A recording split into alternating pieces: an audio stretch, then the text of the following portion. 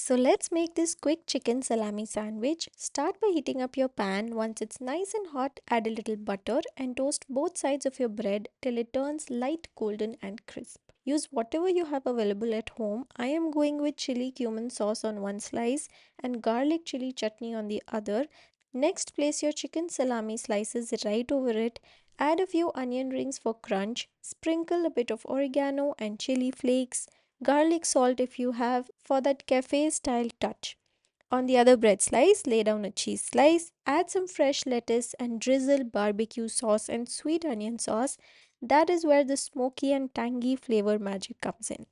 Now, carefully put sides together, press it a bit so everything holds, and there you go. Your melty, saucy, super quick, cheesy salami sandwich is ready to eat. It's crunchy, cheesy, and packed with flavor, plus, it barely takes 10 minutes. Try it once, and you'll be making this on repeat. If you liked this recipe, hit like, share it with your foodie friend, and tell me in the comments, team spicy or classic cheesy, what's your pick?